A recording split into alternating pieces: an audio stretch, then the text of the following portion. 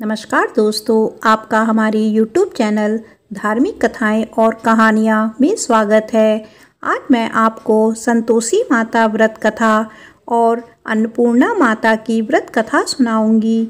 अगर आपको यह कथा अच्छी लगे तो आप वीडियो को लाइक, सब्सक्राइब और शेयर ज़रूर कीजिएगा।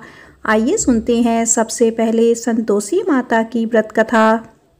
एक बुढ़िया थी, उसके 7 बेटे थे। 6 कमाने वाली थी और एक कुछ भी नहीं कमाता था। बुढ़िया 6 की रसोई बनाती, भोजन कराती और उनसे जो कुछ जूठन बचती वो 7वें को दे देती। एक दिन वह पत्नी से बोला, देखो मेरी माँ मुझे कितना प्रेम करती है। वह बोली, क्यों नहीं होगा प्रेम, वो आपको सबका जूठा जो खिलाती है। वो बोला, ऐसा नहीं हो सकता, जब तक मैं अपनी आँखों से ना देख लूँ मैं नहीं मान सकता। कुछ दिन बाद त्यौहार आया। घर में 7 प्रकार का भोजन और लड्डू बने। वह जांचने के लिए सिर दर्द का बहाना कर पतला वस्त्र सिर पर ओढ़े रसोई घर में सो गया। वह कपड़े में से सब देखता रहा। सब भाई भोजन करने आए। उसने देखा माँ ने उनके लिए सुंदर आसन बिछाया, हर प्रकार का भोजन रखा और उन्हें बुलाया। वह देखता रहा। जब सारे भाई भोजन करके उठे तो माँ ने उनकी जूठी थालियों में से लड्डू के टुकड़े उठाकर एक लड्डू बनाया। जूठन साफ करके बुढ़िया माँ ने उसे पुकारा, बेटा 6 भाई भोजन कर चुके हैं तो कब करेगा। वह कहने लगा, माँ मुझे भोजन नहीं करना, मैं परदेश जा रहा हूँ। माँ ने बोला, कल जाता हुआ आज ही चला जा। वो बोला, आज ही जा रहा हूँ। यह कहकर वह घर से निकल गया। चलते समय पत्नी की याद आ गई। वह गौशाला में कंडे थाप रही थी। वह जाकर बोला, हम जावे परदेश आवे कुछ काल, तुम रहियो संतोष से धर्म अपनो पाल। वह बोली, जाओ पिया आनंद से हमारो सोच हटाए, राम भरोसे हम रहे ईश्वर तुम्हें सहाय। 2 निशानी आपन देख धरु में धीर, सुधिमती हमारी विसरायो रखियो मन गंभीर। वह बोला, मेरे पास तो कुछ नहीं, यह अंगूठी है, सो ले और अपनी कुछ निशानी मुझे दे। वह बोली, मेरे पास क्या है, यह गोबर भरा हाथ। यह कहकर उसकी पीठ पर गोबर के हाथ की थप लगा दी। वह चल दिया। चलते चलते दूर प्रदेश पहुंचा। वह एक साहूकार की दुकान थी। वह जाकर कहने लगा, भाई मुझे नौकरी पर रख लो। साहूकार को ज़रूरत थी। बोल रहा, जा। लड़के ने पूछा, तनख्वाह क्या दोगे। साहूकार ने कहा, काम देखकर दाम मिलेगा। अब वह सुबह 7 बजे से 10 बजे तक नौकरी करने लगा। कुछ दिनों में वो सारा काम अच्छे से करने लगा। सेठ ने काम देखकर उसे आधे मुनाफे का हिस्सेदार बना दिया। कुछ वर्ष में बहुत बड़ा सेठ बन गया और मालिक सारा कारोबार उस पर छोड़कर चला गया। उधर उसकी पत्नी को सास ससुर दुख देने लगे। सारा घर का काम करवाकर उसको लकड़ियां लेने जंगल में भेजते थे। घर के आटे से जो भूसी निकलती उसकी रोटी बनाकर रख दी जाती और फूटे नारियल की नारेली में पानी। एक दिन वह लकड़ी लेने जा रही थी। रास्ते में बहुत सी महिलाएं संतोषी माता का व्रत करती दिखाई देती हैं। वह वहाँ खड़ी होकर कथा सुनने लगती है और उनसे पूछने लगती, बहनों तुम किस देवता का व्रत करती हो और उसके करने से क्या फल मिलता है। यदि तुम मुझे इस व्रत का महत्व बताओगी तो मैं तुम्हारी बहुत आभारी होंगी। तब एक महिला बोली, सुनो, यह संतोषी माता का व्रत है। इसे करने से गरीबी का नाश होता है और जो मन में है वो संतोषी माता की कृपा से मिल जाता है। महिला बोली, 1.25 आने का गुड़ चना लेना, प्रत्येक शुक्रवार को निराहार रहकर कथा सुनना, मनोकामना पूर्ण होने पर उद्यापन करना। रास्ते में लकड़ी के बोझ को बेच दिया और उन पैसों से गुड़ चना लेकर माता के व्रत की तैयारी कर आगे चली और सामने मंदिर देखकर पूछने लगी, यह मंदिर किसका है? सब कहने लगे, संतोषी माता का मंदिर है।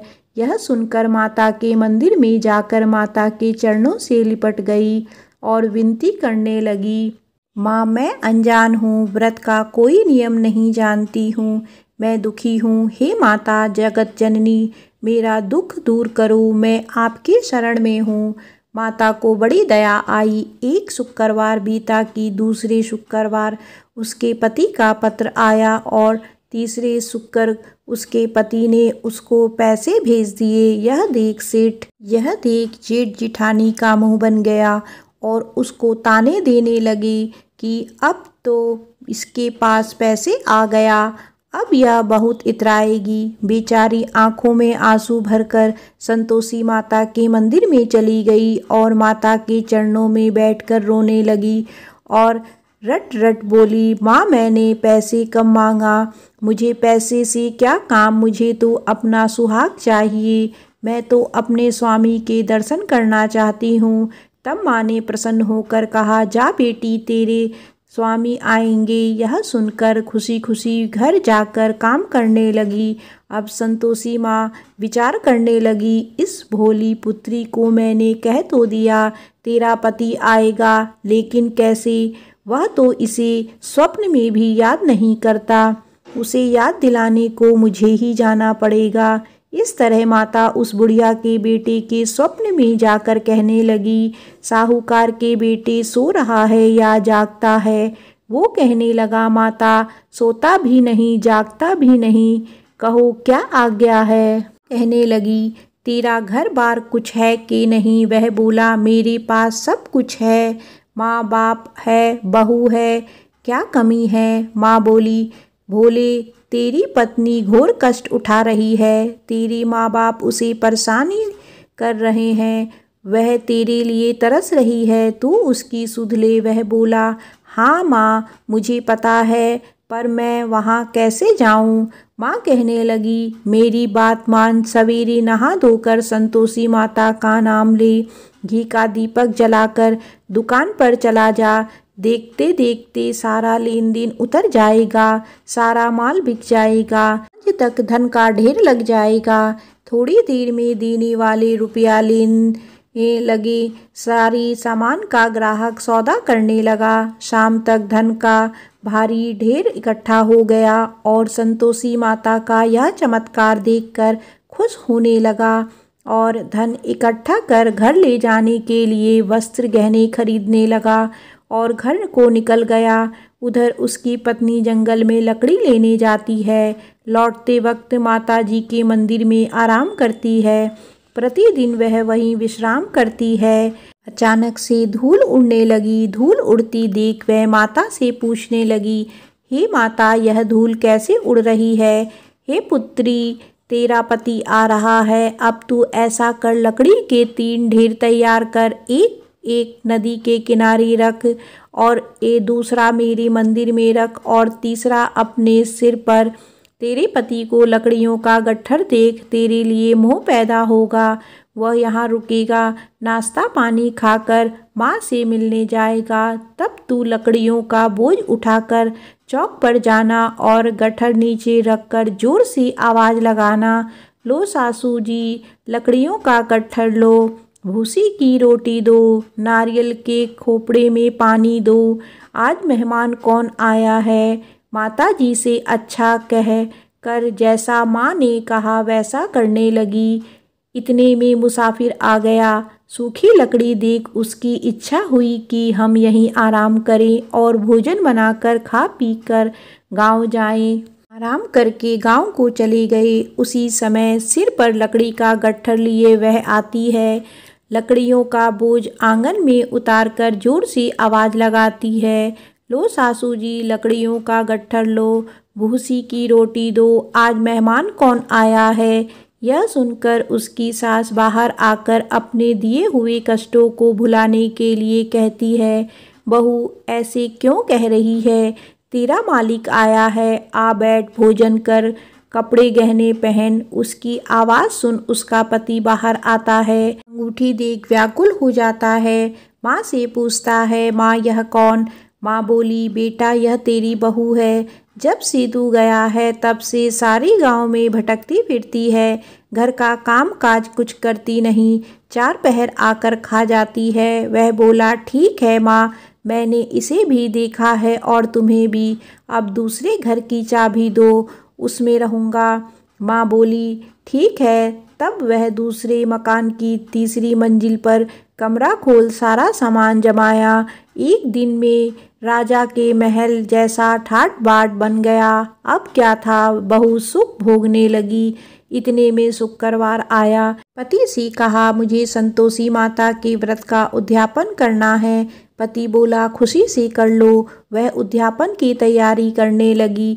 जेठानी के लड़कों को भोजन के लिए गई। उसने कहा, ठीक है, पर पीछे से जेठानी ने अपने बच्चों से कहा, भोजन के वक्त खटाई मांगना, जिससे उसका उद्यापन ना हो।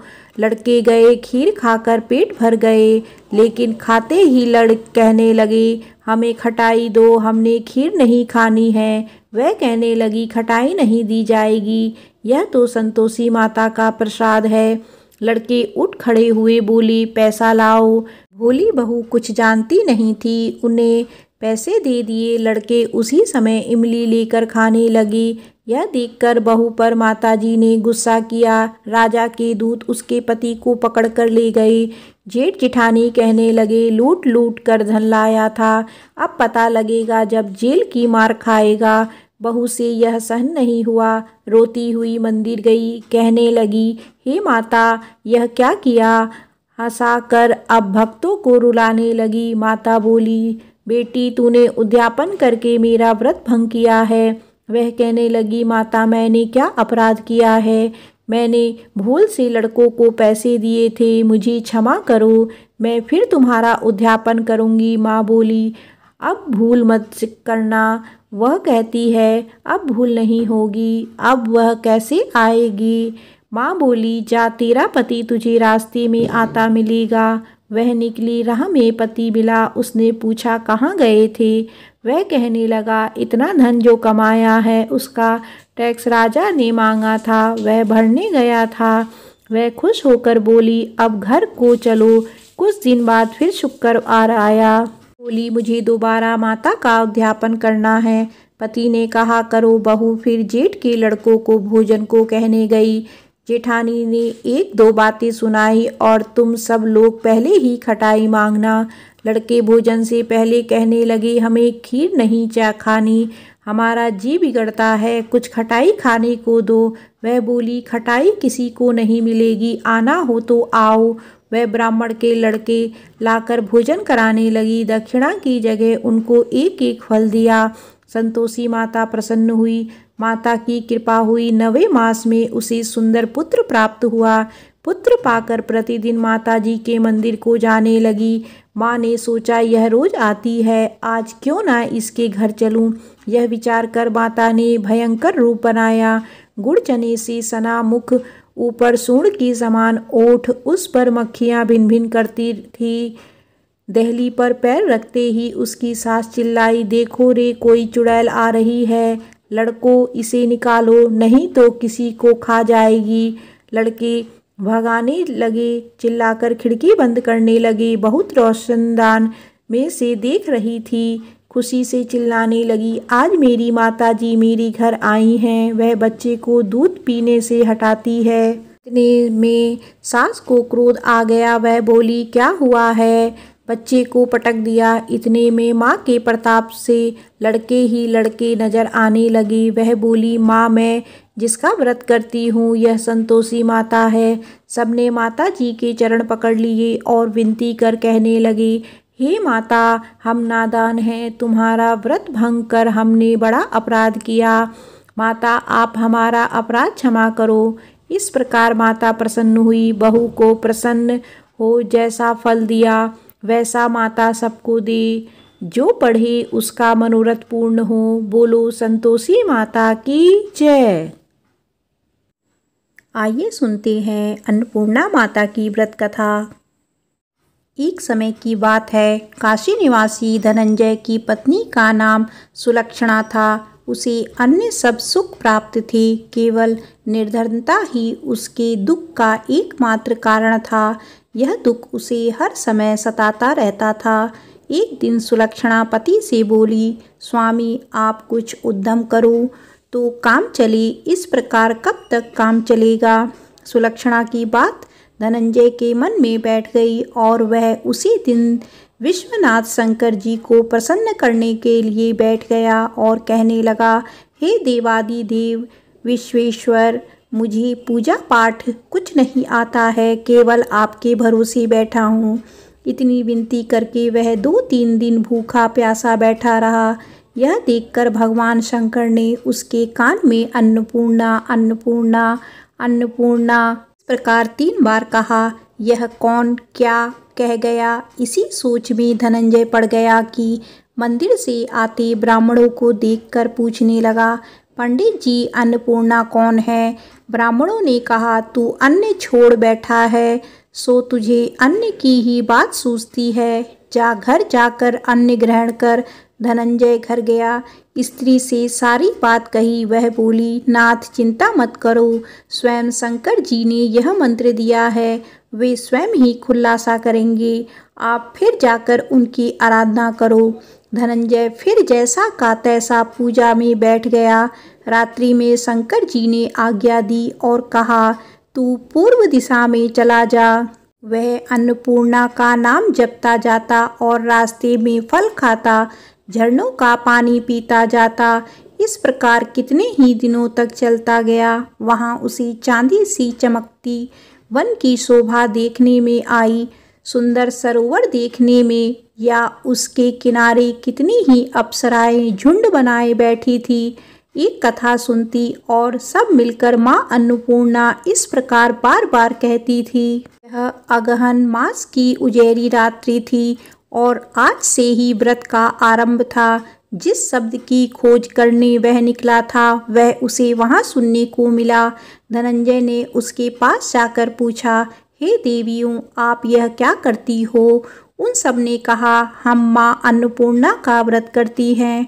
धनंजय ने पूछा, व्रत पूजा करने से क्या होता है, यह किसी ने किया भी है, इसे कब किया जाए, कैसा व्रत है, मैं और कैसी विधि है, मुझसे भी विस्तार से बताओ।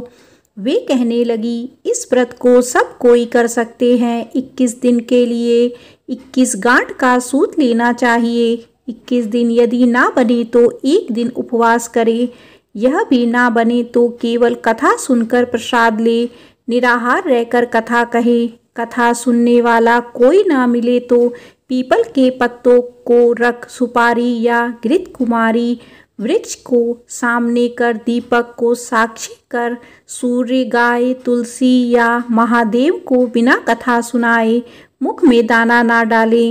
यदि भूल से कुछ पड़ जाए तो 1 दिवस फिर उपवास करें। व्रत के दिन क्रोध ना करे और झूठ ना बोले। धनंजय बोला, इस व्रत के करने से क्या होगा। वे कहने लगी, इसके करने से अंधों को नेत्र मिले, लूलों को हाथ मिले, निर्धन के घर धन आए, बाजी को संतान मिले, मूर्ख को विद्या आए। जो जिस कामना से व्रत करे, माँ उसकी इच्छा पूरी करती है। वह कहने लगा, बहनों, मेरे पास भी धन नहीं है, विद्या नहीं है, कुछ भी तो नहीं है, मैं तो दुखिया ब्राह्मण हूँ, मुझे इस व्रत का सूत दोगी। हाँ भाई, तेरा कल्याण हो, हम तुझे अवश्य देंगी, ले इस व्रत का मंगल सूत्र ले। धनंजय ने व्रत किया, व्रत पूरा हुआ, तभी सरोवर में से 21 खंड की सुवर्ण सीढ़ी हीरा मोती जड़ी हुई प्रकट हुई। धनंजय जय अन्नपूर्णा माता कहता जाता था। इस प्रकार कितनी ही सीढ़ियां उतर गया तो क्या देखता है कि करोड़ों सूर्य से प्रकाशमान अन्नपूर्णा का मंदिर है। उसके सामने सुवर्ण सिंहासन पर माता अन्नपूर्णा विराजमान है। सामने भिक्षु हेतु शंकर भगवान खड़े हैं। दिव्यांगनाएं चंवर डुलाती हैं, कितनी ही हथियार बांधे पहरा देती हैं। धनंजय दौड़कर जगदम्बा के चरणों में गिर गया। देवी उसके मन का कलेश जान गई। धनंजय कहने लगा, माता, आप तो अंतर यामिनी हो, आपको अपनी दशा क्या बताऊं। माता बोली, मेरा व्रत किया है, जा संसार तेरा सत्कार करेगा। माता ने धनंजय की जिह्वा पर बीज मंत्र लिख दिया। अब तो उसके रोम रोम में विद्या प्रकट हो गई। इतने में क्या देखता है कि वह काशी विश्वनाथ के मंदिर में खड़ा है। का वरदान ले धनंजय घर आया, सुलक्षणा से सब बात कही। माताजी की कृपा से उसके घर में संपत्ति उमड़ने लगी। छोटा सा घर बहुत बड़ा गिना जाने लगा। जैसे शहद के छत्ते में मक्खियाँ जमा हो जाती हैं, उसी प्रकार अनेक सगे संबंधी आकर उसकी बड़ाई करने लगे। कहने लगे, इतना धन और इतना बड़ा घर, सुंदर संतान नहीं तो इस कमाई का कौन भोग करेगा। सुलक्षणा से संतान नहीं है, इसीलिए तुम दूसरा विवाह करो। अनिच्छा होते हुए भी धनंजय को दूसरा विवाह करना पड़ा और सती सुलक्षणा को सौत का दुख उठाना पड़ा। इस प्रकार दिन बीतते गए। फिर अगहन मास आया। नए बंधन से बंधे पति से सुलक्षणा ने कहलवाया कि हम व्रत के प्रभाव से सुखी हुए हैं, इस कारण यह व्रत छोड़ना नहीं चाहिए। यह माता जी का प्रताप है जो हम इतने संपन्न और सुखी हैं। सुलक्षणा की बात सुन धनंजय उसके यहाँ आया और व्रत में बैठ गया। नई बहू को इस बात की खबर नहीं थी। वह धनंजय के आने की राह देख रही थी। दिन बीतने गए और व्रत पूर्ण होने में 3 दिवस बाकी थे कि नई बहू को खबर पड़ी। उसके मन में ईर्ष्या की ज्वाला दधक रही थी। सुलक्षणा के घर आ पहुंची और उसने वहां भगदड़ मचा दी। धनंजय को अपने साथ ले गई। नए घर में धनंजय को थोड़ी देर के लिए निद्रा ने आ दबाया। इसी समय नई बहू ने उसका व्रत का सूत तोड़कर आग में फेंक दिया। अब तो माताजी का कोप जाग गया। घर में अकस्मात आग लग गई। सब कुछ जलकर खाक हो गया। सुलक्षणा जान गई और पति को फिर अपने घर ले आई। नई बहू रूठकर पिता के घर जा बैठी।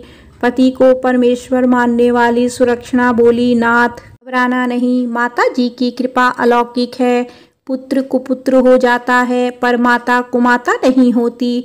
अब आप श्रद्धा और भक्ति से आराधना शुरू करो, वे जरूर हमारा कल्याण करेंगी। धनंजय फिर माता के पीछे पड़ गया। फिर वही सरोवर सीढ़ी प्रकट हुई, उसमें माँ अन्नपूर्णा कहकर वह उतर गया।